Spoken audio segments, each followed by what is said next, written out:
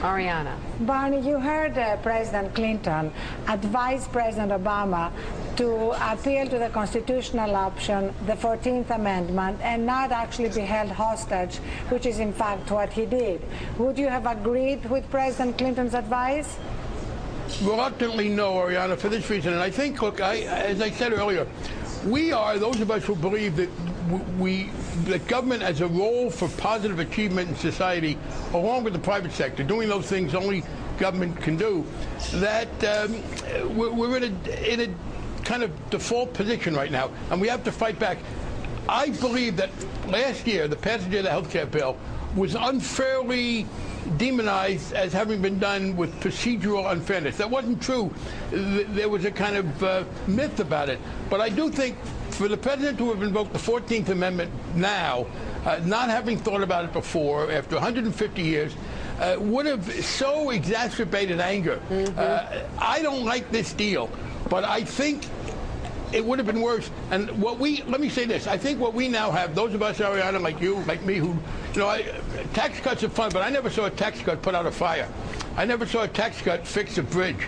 We need to make the case for positive government. I tell you, here's what happens. The Tea Party did very well because in American politics, the people who were dissatisfied with the status quo tend to be the activists. The people who like the way things are tend to take it for granted. That's now flipped. The Tea Party, to some extent, has had its way. We're going to see cuts in government. We're going to see, I think, exacerbated unemployment because there'll be further state and local cuts. And those of us who know that we are not now funding the government at a level that provides the services people want. People are going to have to choose. There cannot be this continued inconsistency. No, we won't raise taxes, but we'll keep the service level where it is. And that's now an arena in which those of us who believe that we have underfunded the public sector have to fight. David Gregory. Senator Durbin, quickly, David Gregory here. For the second stage of this process, what compels this super committee to take up the hard issues like tax reform, entitlement spending? Is there any mechanism in place that makes them take on those things? Mechanism?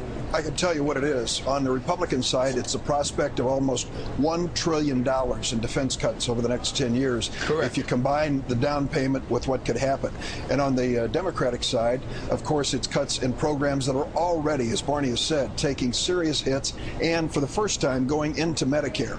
I agree with Barney. Even though it's limited to providers and health insurance plans, the bottom line is we think Medicare is critically important and we're ready to fight for it. So you have a compelling political case on both sides, Democrats and Republicans, to get something done. I hope it's something significant. Can I throw in here one? First of all, this question of entitlement reform, I don't think reducing the income of a 78-year-old woman living on $19,000 a year is reform. So I hope that's totally off the table, that cost of living reduction. Secondly, I believe, properly argued, this is going to be a leverage to get out of Afghanistan and Iraq, over $125 billion a year. That's what we can put on the table. Well, and I think, by the way, that's a genuine, popular, across-the-board issue in America. I don't disagree. I know a lot of Republicans who feel that way. Senator Durbin, Congressman Barney Frank, thank you very much, gentlemen. Thank you guys so much for your leadership. We appreciate it. They were good.